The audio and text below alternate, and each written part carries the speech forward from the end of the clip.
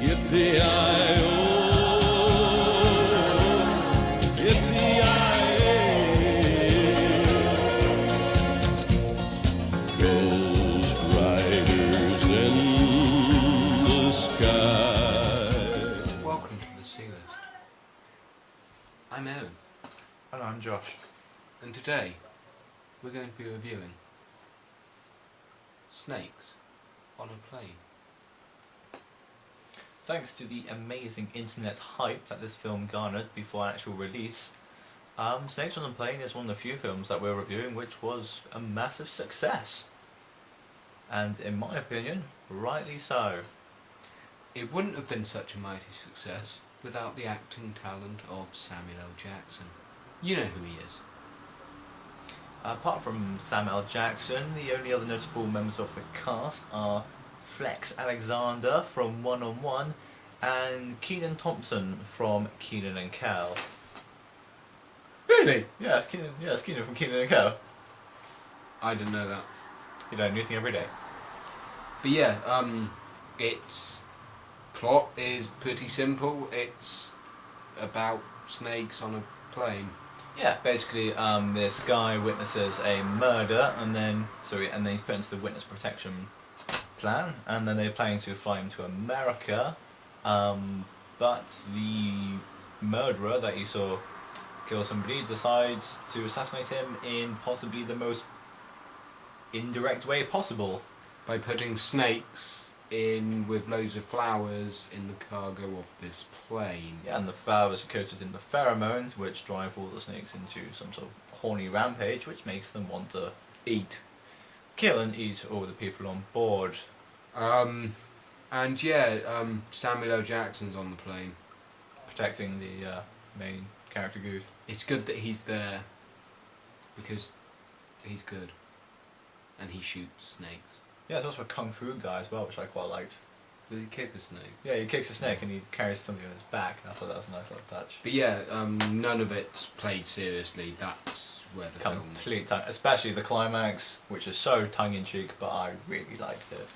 But yeah, the whole film's just essentially looking at sort of monster film and just saying, they're so funny. Yeah, it has this sort of element of, as if the filmmakers were just sitting there going, what could we do next that's really, really funny? I mean, the two bathroom scenes are the two highlights for me.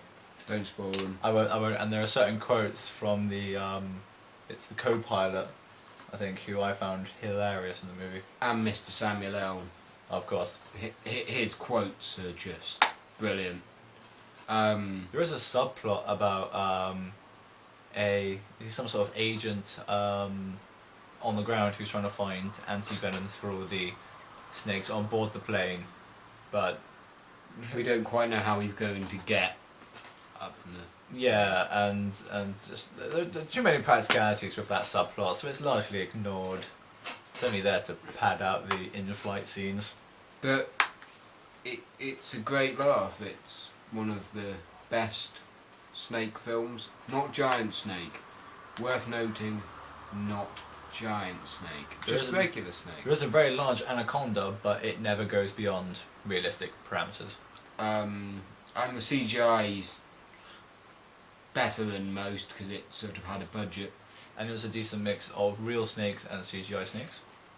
But yeah, it's well worth watching. You can pick up really, really cheap nowadays. It's a great laugh. It's so much better than Python 2.